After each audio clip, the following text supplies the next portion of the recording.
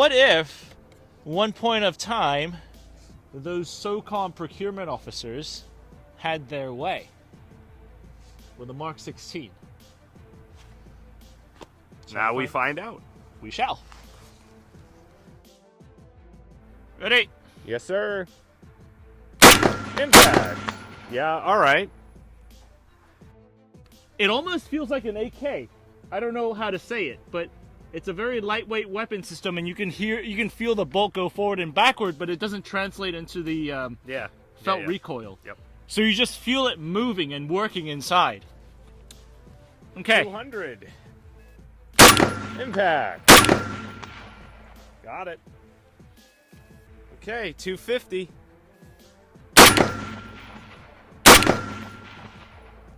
Got it. 300. Dead center. Nice. 350. Impact.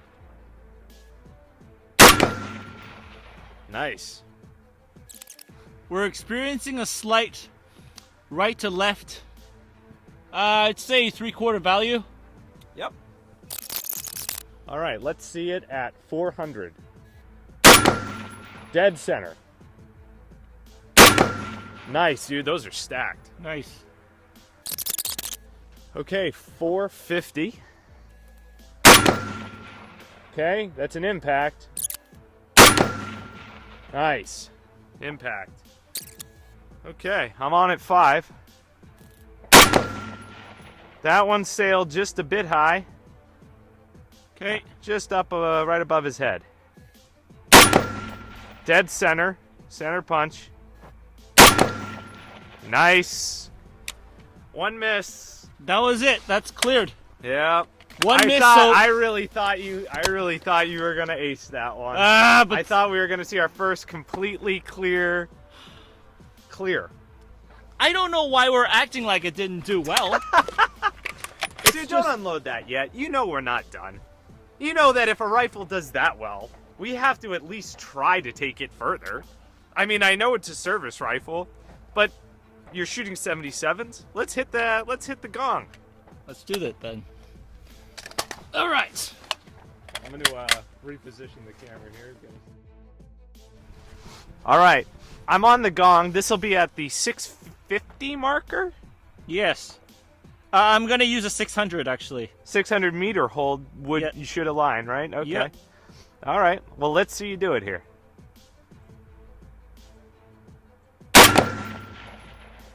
Quite a bit short, actually. You got to give it a bit more. Just at the 6 o'clock position. Impact. Okay. Nice, dude. Done. Nice. So, a couple shots to get us in there. We've got to remember this is not kitted out, or this was not intended to be a DMR from the first place. Right. True. And we are really sailing into the DMR territory when we cross that 500-yard line, more towards the 600 meter-ish zone at 650 yards. So, I'm impressed. I mean, that was a killer run. One miss at 500. Like, yeah, okay. Yeah, look. Well, I kind of have to double back on this. I was hoping for this to clean the course with no misses. So it sounds really crappy that we're like, oh, it did so bad. No, it cleared it with one miss. I mean, that's pretty dang good. And that one miss wasn't because of the rifle being unable to hold the accuracy, but more so me giving it the wrong hold. Right. Me giving it the wrong hold was because I forgot that the reticle is actually for a lighter load, and this is a heavier load. Right. That's it. But still, I think this is a good time to cut to the debrief, and perhaps if we've got time, Josh, you guys don't see it until after this video, but maybe we should explore the speedy trigger on this thing. What do you say? Let's do it, baby. Hello there. I'm just here maintaining the 9-hole scar so that it's always ready when I need it. But did you know that the first few times we actually took the scar out to pattern it for accuracy, we actually had a very tough time getting any sort of decent results. And it wasn't until we determined that some of these screws here that hold the barrel in place had actually worked themselves loose. But how did we get to that point, shooting hundreds of rounds of match grade 308 ammunition and working through the problem solving required to get the scar functioning correctly? Well, it was due in no small part to the small but loyal community that we have over on Patreon, who support us with the financials in order to be able to go out and buy ammunition to perform these tests, as well as the emotional and intellectual support that, well, let's be honest, you all know we very much need. So we'd certainly like to have you guys consider joining us over on Patreon. And of course, if that's not something you're interested in, we'd very much like to also just simply hear from you in the comments down below here as well. Hope you guys enjoy the rest of the episode. Onward we go. Well, welcome back into the Debrief Studios after what was a very, very good run. A near ace of the course. I'm not going to lie, Henry. After you cleared 450 clean, I thought this is in the bag, since, you know, the 450 is always the line where things seem to go awry if they're going to on a really, really clean-looking run. But, yeah, you just had to rip it away from me there at the last second. I will say, the miss was an elevation miss. It was not a windage miss, though. True. So, that is on me. That is on me if it's an elevation miss. Because windage is usually the harder one to get right, rather than elevation. Yeah. And partially, I've got to attribute the predictability and the accuracy of what we were able to display, you know, at the range that day on, honestly, some of those wind hold dots, because it was not a wind-free day at all. I mean, the atmosphere was moving in our location. Right. Well, I'm sure we'll cover off a little bit more on the optic in a second, but I do want to ask you, tell me if you feel the same way. When we first started the 9-hole project, one of the initial classics we did was on the SCAR, and then from that point, as we began the Practical Accuracy series, we had taken the SCAR out with the intention to do it on one of the Practical Accuracy runs more than once. And we've been open about this in the past. We had taken it out and we had issues with it. We had consistency issues with it. This is the SCAR 17. We had consistency issues with respect to the accuracy, with respect to the optics we were putting on it. Effectively, a string of things that take place over a period of time that really kind of had me like lukewarm with the entire thing once we finally had a working run. Did you feel the same way at that point in time? Kind of like, meh, I don't know. Yeah, well, okay, look, the SCAR has always been a thing that has caught your desire. And I mean, it's a space gun. I like space guns. I'm here. Yeah, but in particular with the SCAR, and specifically with the SCAR 17, it hits on some impossible balances for rifles. I think a lot of us, with the prospect of video games specifically, we get into this. I don't necessarily know if it's a fallacy or not, but we think that something has to give. There has to be something wrong with something. It can't be too good. And the SCAR 17 is too OP on paper, right? You've got your lightweight system, low recoil, high accuracy. Impossible.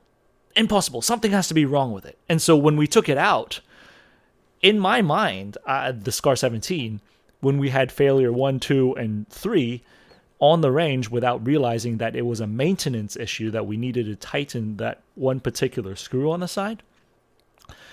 In my mind, I was like, yeah, this is overhyped. This is honestly the SCAR. Right. It's just it's just too built up. It's that, it's got the SOCOM charm to it. It's not really, no wonder they never adapted it. Yes, exactly. Exactly. So for the longest time though, this is the feeling I had as well until we brought it back out onto the Speedway just recently this year as we launched the new series, the first one that we've just posted up. And might I say, it was lit as they would describe. It was to be honest, again, we're learning the course. It's not something that you have down and everything's great. Plus, it's an extremely challenging course. And you had a great run with the Scar as one of our openers. And so at that moment, I was like, okay, the things we learned about those small, little, tiny maintenance-related elements from our initial, stuff back when we really just, years ago at this point, all of those things carried through. It worked. Everything was great. And it lit the fire. I needed to get the 16 on the show. And thus, the 16 arrives. Well, the 16, okay. And I think the 16, interesting enough, usually the smaller caliber is the one that more people have experience with, which the Scar is kind of backwards on this. You have a lot less 16s out there than you do the heavies. And so, at least we're talking about the U.S. market, and Americans who own firearms have less experience with the light. I would agree with that. I feel like there's less of them around, it seems like. Whether that's perception or reality, you see less about the Scar 16. I think it's because it's kind of like the little brother, right? It's the little brother nobody really wants to hear about. Well, specifically, yours is the black one, too, so you see even less. Yes, the black sheep. The black Scar 16 is kind of difficult to run into out there. Yeah. But I'm not going to lie. When you were first talking about the Scar 16, I was thinking, oh, yeah, okay, yeah, Scar Heavy did really great. But, presumably the Scar 16 is just like any other Wonder 5.56 that we've seen out there. That, including the Bren, including the G36. It's just another one of those. But sure, why not?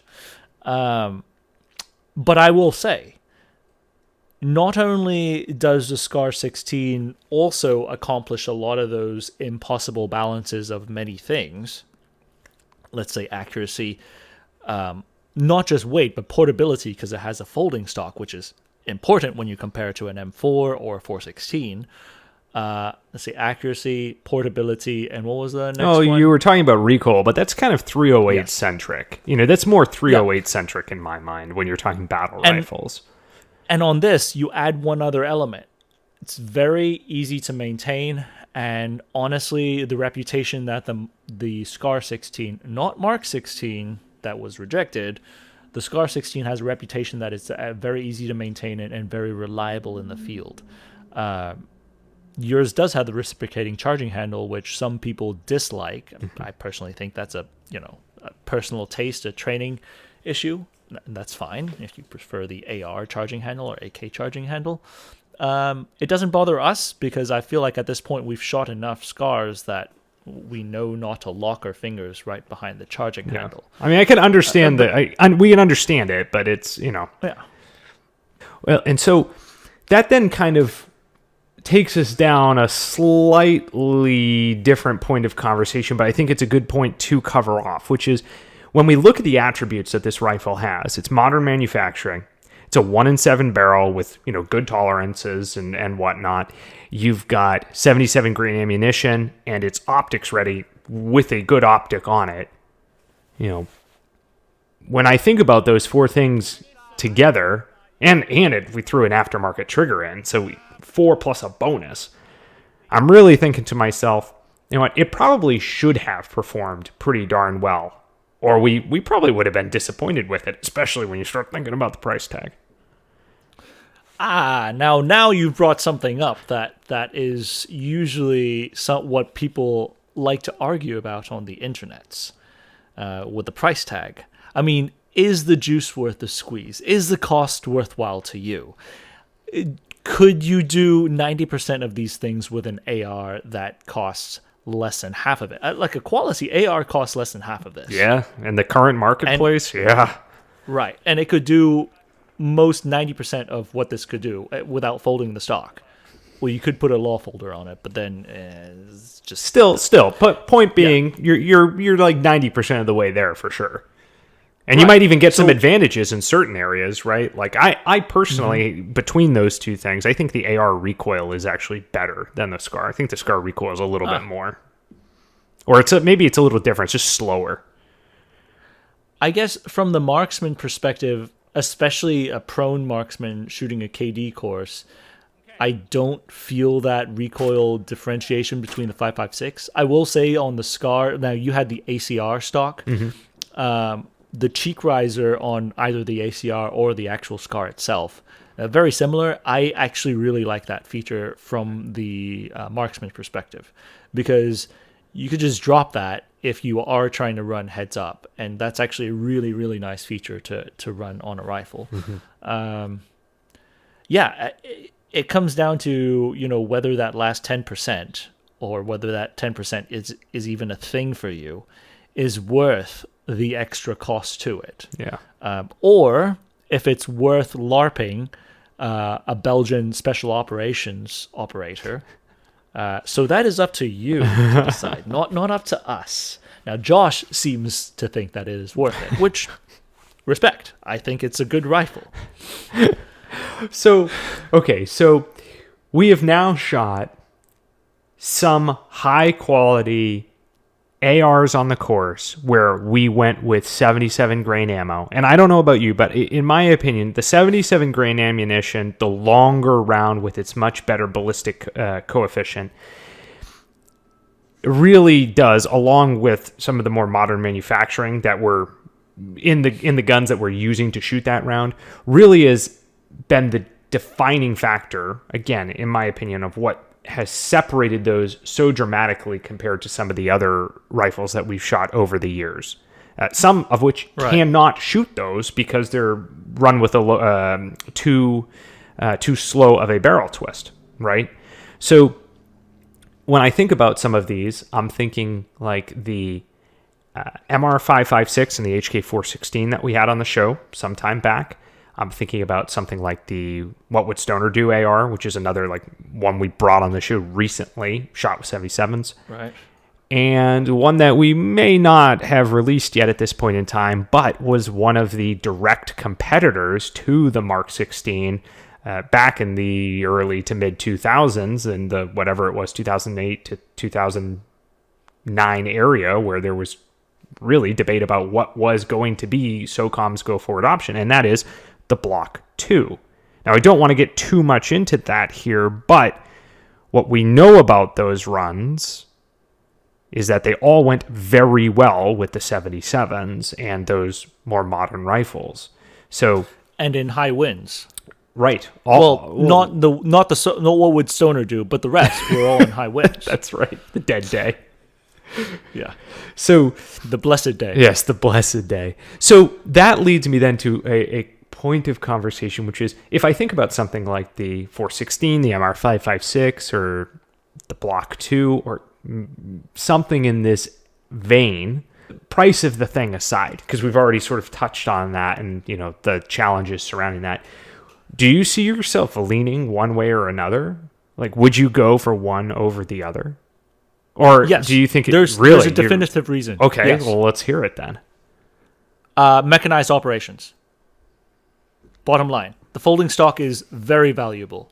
The G36, the SCAR, having that type of folding stock and being able to roll out of, let's say, a Bradley, a Striker, an MRAP, any of those vehicles, having a folding stock is much nicer to dismount from them. And I mean, let's say if you're in a soft skin and you need to shoot out, it's also a lot more easy to maneuver a folding stock than a buffer tube designed stock. Right. And yes, I know people are going to argue about the law folder, but you only get one shot, and then like you have to put it back together to cycle the round before you could fire another one. So in my opinion, that's not a permanent solution. It's a good storage and- solution, and- right? It's a good Right. storage or carrying solution, but not necessarily a use solution. Yeah. Right. So in this instance, I do think, when you get a lot of the reliability, I mean, when they're performing pretty equal on recoil reliability and portability, or recoil and reliability, then it comes down to portability. How well can you use it in confined spaces? What right? about the weight distribution on these particular setups? This is something interesting. I thought that the Scar Light was lighter than the M4 Block 2 initially, until Josh corrected me and showed me actually in person that it was actually dispersed a lot better. And I agree. And that's coming. I obviously am not a human weigh, so when I picked it up and I felt that the weight was dispersed a lot better than, let's say, an M4 Block 2, where the weight is all in the front because of the RIS rail.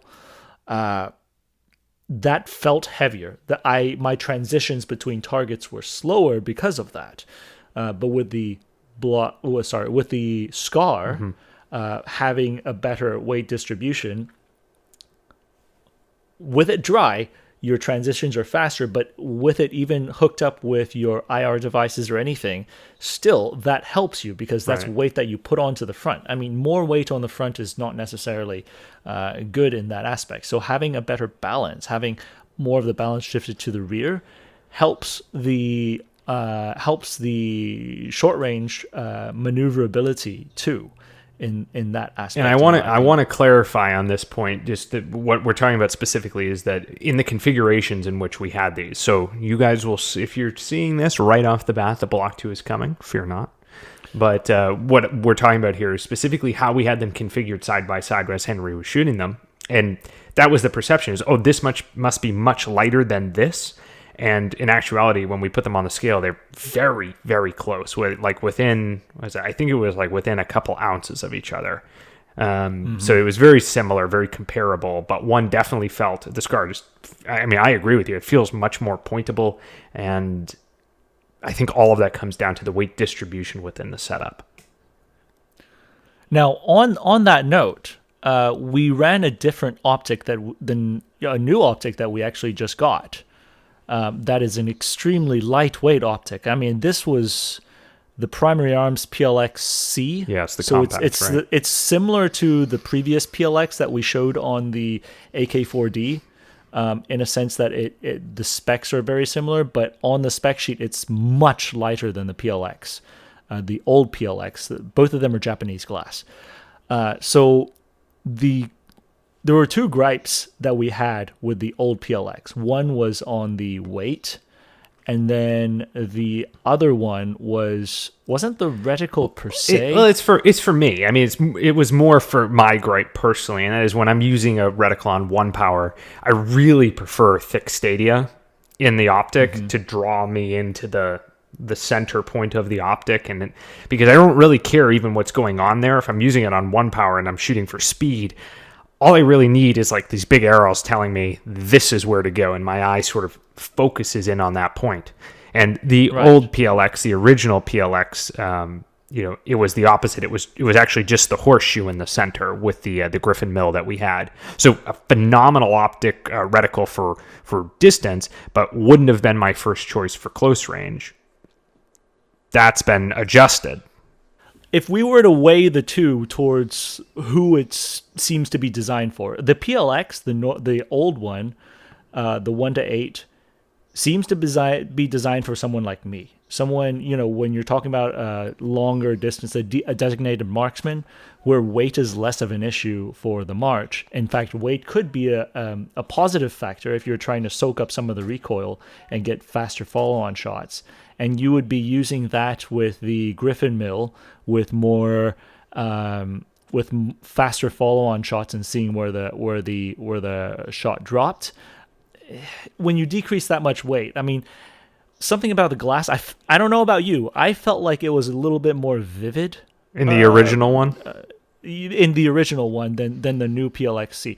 But all that taken aside, and talking the pluses for the new Plx C, and not the old one on the AK-4D, and there's a lot of acronyms we're jamming in here, the newer primary arms PLX C is lighter weight, has a 1X that is much more favorable to the assaulter, has a much simpler and easier to use reticle when it comes to like a 5.56 rifle, just jamming it from 0 to 600. All of that to focus on the needs of the assaulter, which is what the SCAR 16 would have been intended for. I think a great, just to hop in there, to hit on that point, I think when I think about those two optics, I think that they actually fit perfectly between the SCAR 16 and the SCAR 17. As in, the SCAR 16, I want the PLX C on it, and on the SCAR 17, I want the original PLX on it. Yeah. Yeah, I agree. And on the stadia, what you were talking about, basically the crosshairs that lead up to the center dot, I would say from a military perspective, and I know you typically look through things, you typically look through the lens of a competitor. You look for the daylight bright optics quite a bit. I know. Yeah. But from a military perspective, batteries may not be a luxury that you're typically accustomed to having around you. You may not be bringing enough batteries to survive your optic being switched on for hours, days upon or weeks upon weeks at a time, which these are not intended to be switched on all the time. So having the Stadia that could be working in a non-battery environment to where it is comparably easily picked up by your eyes at a 1X, I think that is a very good addition in that aspect from the military aspect to the PLX C. I actually agree completely. I prefer it for that reason as well. Even from a competitive perspective where you could basically get to dial your illumination off and on, I've never put a premium personally on daylight bright illumination within the optics. It's something that I usually talk about in the LPVO videos because a lot of people do put a premium on it, but I personally, I don't care that much about that because in some instances I've shot matches entirely with the optic dead. Like with my LPVO with no battery in it because it died because I left it on, So but that's honestly LPVO, it's just a different technology for illumination. Mm-hmm. You could do that with an Aimpoint's diode, but the LPVO's diode illumination is just not set up for that type of operations. Mm-hmm.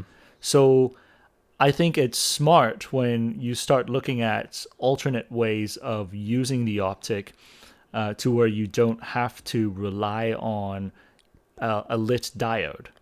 Now, the PLX, the old PLX, it is the way it is. I really wish they did have the same Stadia. It'd be cool, yeah.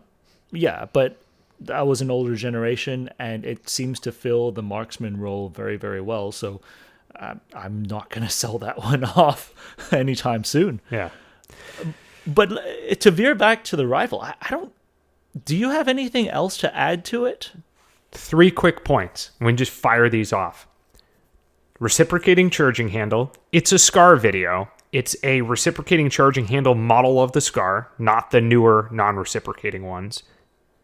In some of the past videos, we've made commentary about it because you, in how you shoot, have a tendency to place your hand on right where in the track of that charging handle. We didn't talk about it in this run at all because this was probably about like 2 months of working with and around SCARs more frequently than we normally do. And what did you sort of figure out during that period of time? Well, it turns out when you train yourself around a particular rifle, or it could be a vehicle, or it could be anything out there, you learn to work with quirks of that particular weapon system. Mm-hmm. It's sort of like, the gaff where the FSB agent charges the AR, or the American spy goes to pick up the AK and it's the same thing. That's a training thing. Yeah. So if you learn to avoid, if you use a system then you'll be all right. I mean, I had an issue with the scar because you're the one with the scars. Mm-hmm. And through our time really working the scars through this time frame, I don't have that issue anymore. Right. And surprise. Are there still instances where when you're shooting around a certain piece of cover or through a certain port, it could become a problem? Yep. Same is true of an AK, right? And now it's not necessarily exactly the same because of its positioning, but that is still something that could happen. But we've made the point about how it impedes where we like to put our hands or why we have to put certain accessories on the gun in the past. The more we've used it, I think the more we decrease that level of commentary amongst ourselves. Now, with the reciprocating charging handle, though, there are pluses to this. Agreed. Yeah. I mean, I know it's a big thing about forward assist, whether we need it or not. But if you are in the military environment where you're shooting suppressed a lot and you haven't been cleaning your weapon, the gas system, takes a lot of that away. But having some type of silent closure system is nice in certain times that you realize you need it and you don't have it. That also, right there is a good way to say that without anything else. Yeah. With also, the reciprocating charging handle is also immensely easier to clear jams than a T handle on the AR or MCX, because if you do have a fatal jam on the AR or MCX, you can't kickstart it. You have to mortar it, and there's just no way. It's easier to clear jams. It's just a simpler method. It's the AK type of mentality. Anyways. So point number 2 then that I want to talk about, the Kdg Stock. Now, you referenced earlier the cheek piece, which is present on both the stock UGG boot and the Kdg Stock. But I want to talk about the stock specifically. For me, I feel it's a little bit sturdier. It just feels a little bit more solid. But did it make a material difference to you? Could you really tell a material difference behind the gun? I mean, even just between the 17 and the 16, where we had the UGG boot on the 17 and then the KDG on the 16. Could you even really feel a difference between how the stock felt in those two instances? I can't tell you if I felt a difference between how it felt, but the KDG certainly looks aesthetic in that particular arena. So there you go. Right. And looks are half the battle, as they say. That's right. You gotta look cool. Last point. The addition of the forward rail, which is also a KDG rail, gives you some additional coverage for accessories mounting and also gives you a little bit more coverage over the barrel so that if you are placing it onto a rest or a bag to shoot off of or a piece of cover to shoot off of, you've got more surface area before you start contacting barrel. Your thoughts on that particular accessory or adjustment? It's something that I have on both of my scars. Did you notice it at all, or do you think you would notice the lack of it? No, I mean that's always nice to have more place to mount stuff and or shield it from the bag. Which I've got to say, the bag touching a free float barrel is a pretty. We get that every now and then as a comment that, oh, your bag is touching the barrel. No wonder it's the accuracy's off. I mean, it could be a possibility, but it's far overblown and a lot of what a lot of people say. I think doesn't a lot of that come down to like if you're like pinning the rifle down to help like try to shoot it from a mounted position and you're just putting all of your force down on the barrel. So let's say if I were shooting an RPK, which is an enlarged AK with a long barrel, and the bipod is attached to the barrel. RPKs are horrible on single shot accuracy for a reason, because when you jam that thing down like you should, you load the bipod like you should on a machine gun, you impede that type of force on the barrel. Yeah. But I mean, it doesn't matter when you're doing automatic and you're just, trying to walk fire in. When it comes to a free-floated barrel, yes, if I rest the barrel on, let's say, a horizontal rest and press down upon it or brace it against something, that is absolutely going to cause issues. But if I'm putting it on a rest, more chances it's not going to be as big of an impact as you would think. That said, the KDG handguard covering the rest of that and giving me extra rail space is always a welcomed feature, of course.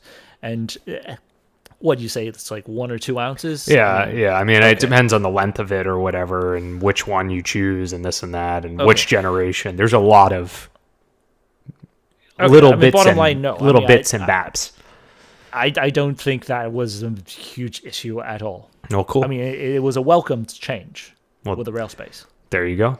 So, any final thoughts on the Scar, or is it just a space gun that shot really well for you? It's a space gun that shot very well for me. I do think that there are features, if you were to take the current configuration with all of those bugs worked out, reciprocating charging handle or not, and place it back into the 2008 or 9 trials, I think it would have fared significantly better.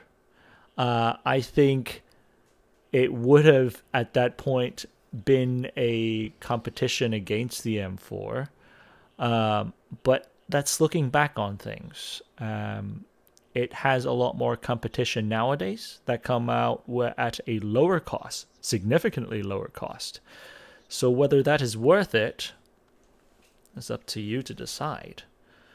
But my question to this, Josh, is now that we know it shoots very well, how do you think it would perform if we were to really press it on speed? There is only one way to find out, right? There is only one way to find out. We know. You and I, we know. But you can come back when we publish the Speedway episode on the Scar 16. And, it is good. It is good. Guys, see you next time.